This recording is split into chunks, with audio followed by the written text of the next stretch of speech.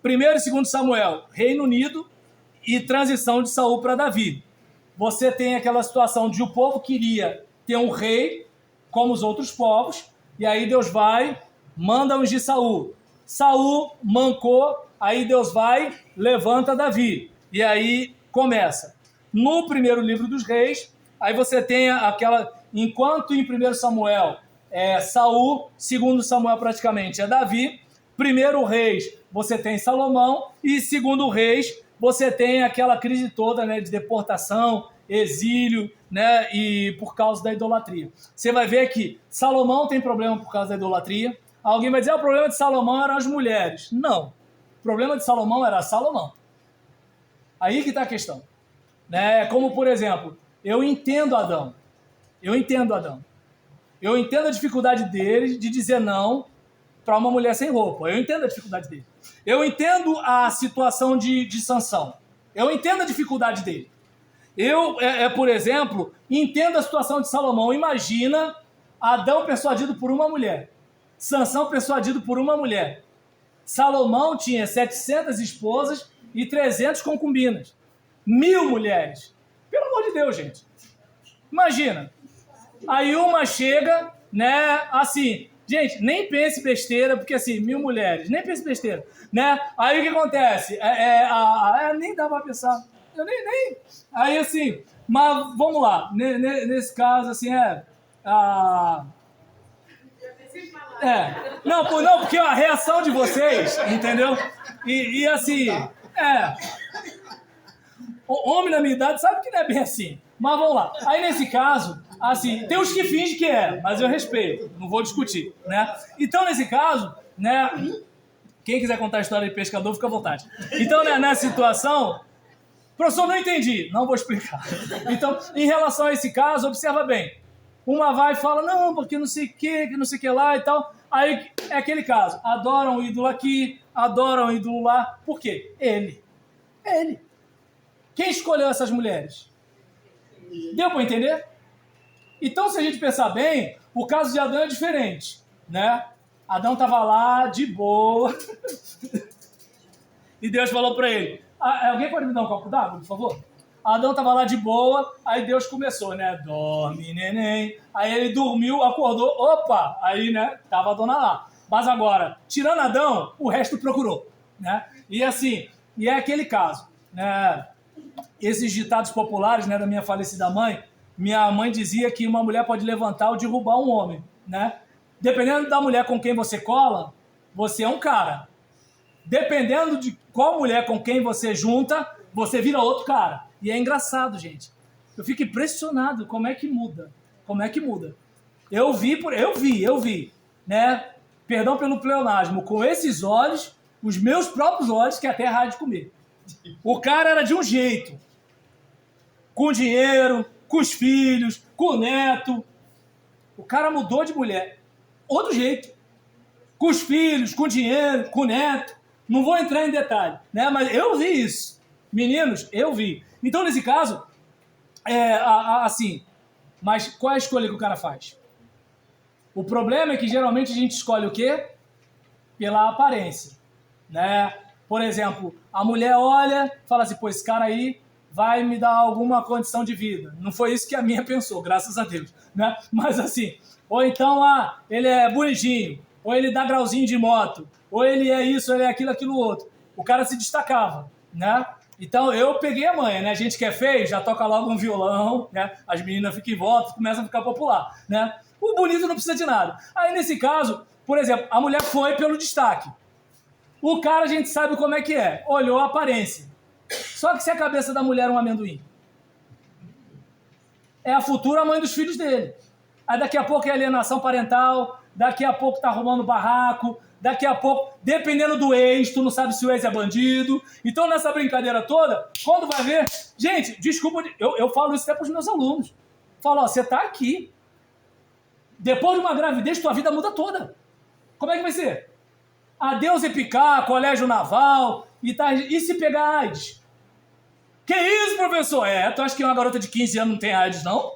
Tu acha que um cara de 14 anos, 15 anos não tem AIDS, não? Ô, bobo! Foi-se o tempo que alguém de 14, 15 anos era igual a gente. A gente está em outro patamar. Estamos na época da internet, gente. A gente está na época de quê? 5 canais na televisão. Então, nesse caso aqui, a gente ainda tinha censura, né? Que, por exemplo, atrapalhou muita gente. No meu caso, me protegeu de um monte de coisa. Aí, né, situação assim, não estou fazendo apologia à censura. Viva a democracia, né? Relativa mais democracia. Então, nesse caso aqui, a gente tem Samuel, Davi, Saul e Davi. A gente tem reis, Salomão e reino dividido. Idolatria de Salomão. Deus fala, vou poupar você, mas depois de você, a casa cai. Aí, reino do sul, reino do norte. Reino do sul, dinastia de Davi. Reino do norte, aquela trama política. Um mata outro, o outro faz não sei o que lá, o outro faz não sei o que, e assim por diante.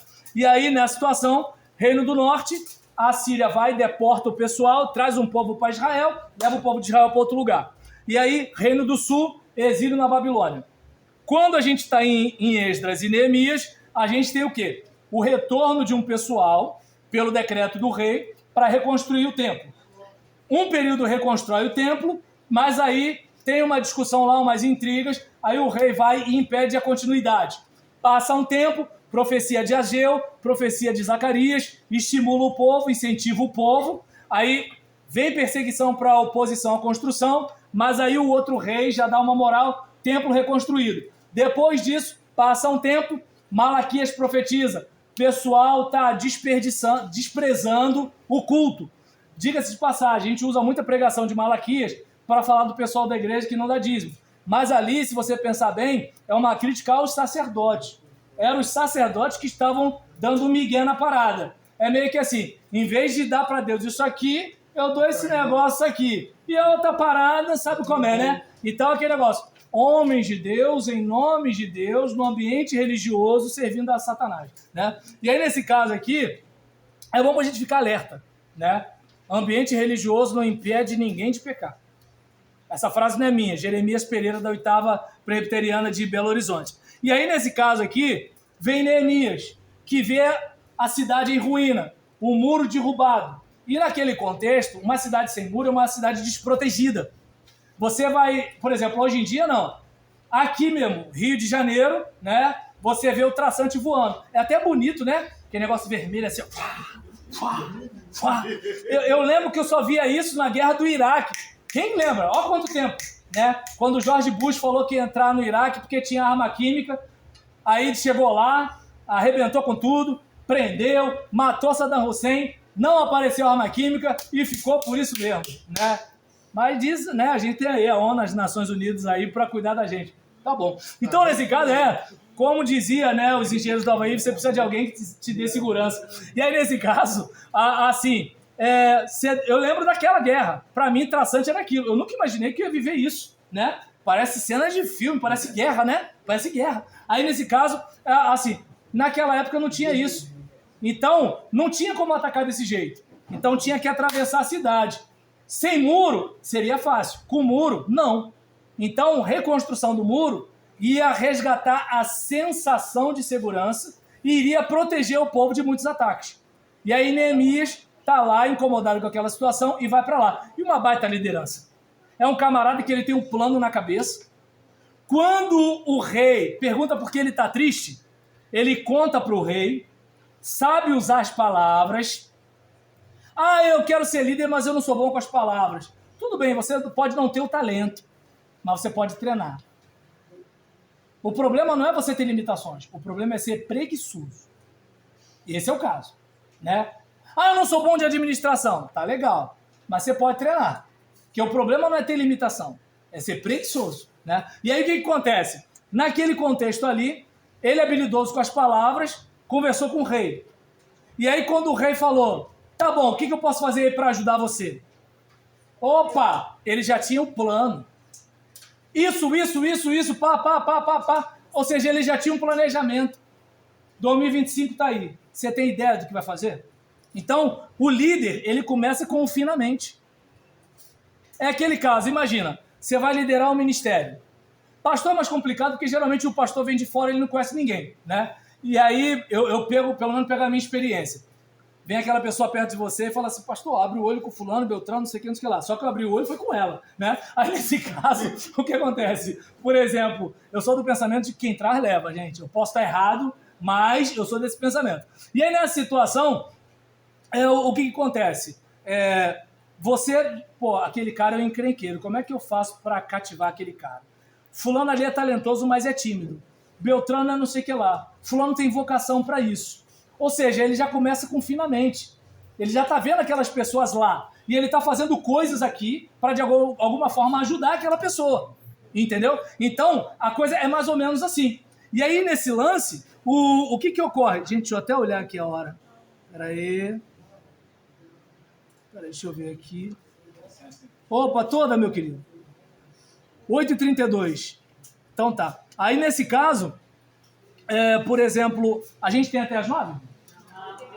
Até 8h30? Ah, pô, ainda bem que ele saiu. Eu não tinha me ligado. Vamos continuar então, meus irmãos, na semana que vem, né? Aí a gente vai terminar aqui e a gente parou nos históricos, né? E você viu a situação, né, de Esdras e Neemias. E Crônicas é uma recontagem do que acontece com a dinastia davídica. Entendeu? Só que com uma diferença. Em Samuel, você vê os vacilos de Davi. Em Crônicas, não. Porque a ideia é outra. Tá legal? Gente, eu paro por aqui. Irmão Armando, a palavra está contigo.